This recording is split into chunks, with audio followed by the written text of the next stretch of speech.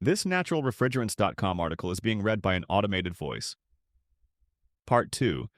Inside Jaeggi's Data Center Cooling Business and the Opportunity It Sees in Australia by Michael Hines. Published June 19, 2026. This is an excerpt from an article featured in Atmosphere's Clean Cooling for Data Centers 2025 report, which can be downloaded here. Atmosphere is the publisher of naturalrefrigerants.com. You can read part 1 of this story here. In addition to the industry's general growth, its acceptance of higher water temperatures and simultaneous concerns around excessive water use have stoked demand for Jaeggi's hybrid dry cooler. Jeffrey Hargreaves, Business Development Director for Data Centers at Jaeggi, has been in the data center industry for more than a decade. And since he started, acceptable water temperatures for cooling have climbed from 17 degrees Celsius, 62 degrees Fahrenheit, to as high as 28 degrees Celsius, 82 degrees Fahrenheit. That's made our products more relevant because we can get close to cooling tower temperatures, Hargreaves said. Not quite as close, but now it doesn't matter because we don't need to be as close. The trends have moved the industry a lot more in our favor. One trend that's working against Jaeggi is the push for data centers to use no water at all, which Hargreaves said is coming from the United States. Air-cooled chillers with free cooling offer a way to take water out of the cooling process. However, water is a more efficient heat transfer medium than air, and Hargreaves noted that the term free cooling is a misnomer because power is still required by the chillers. There's nothing free about them because they're using a ton of electricity, Hargreaves said. When a chiller is using a ton of electricity, the power generation is using a ton of water. In comparison, for the same amount of water we use, back at the electricity generation, there can be at least 20 times more water to create the electricity needed to do the same cooling.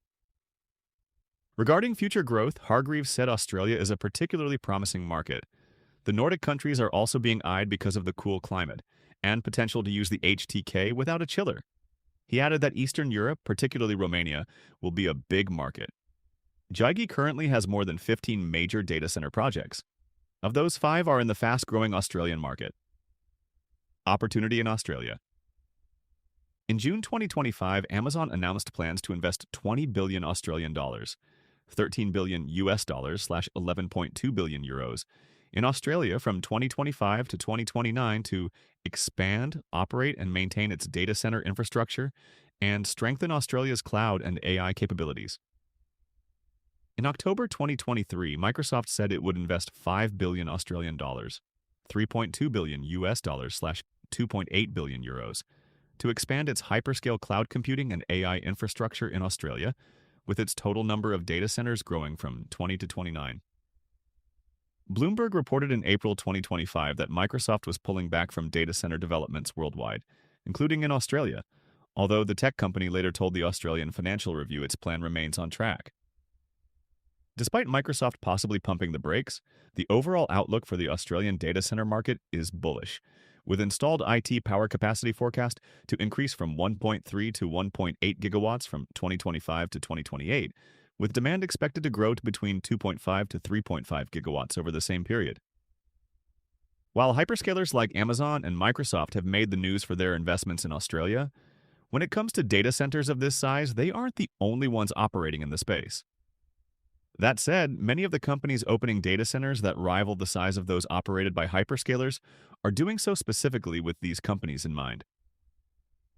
People think there are hyperscalers like Amazon, Google, and Microsoft, and everything else is colocation, Hargreaves said. That's true and not true. There are a lot of big companies like Equinix, NTT, and Vantage that are developing big data centers based on supplying them to these hyperscalers. In reality, Equinix, NTT, and Vantage are all hyperscaler builders. Hargreaves said the majority of the growth is concentrated on Australia's east coast, particularly in and around Sydney and Melbourne. He added that most of the projects Jaeggi is working on are for very big data centers, with installed IT power capacities of 180 megawatts and up. Jaeggi is currently working on a few AI projects around the 50 megawatts range, and has customers looking to put up 6 or 7 AI data centers across Australia.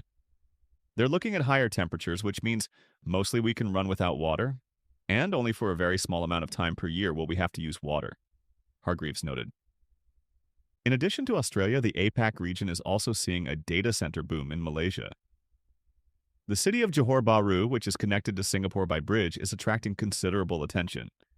The Philippines and Indonesia are also seeing growing data center development.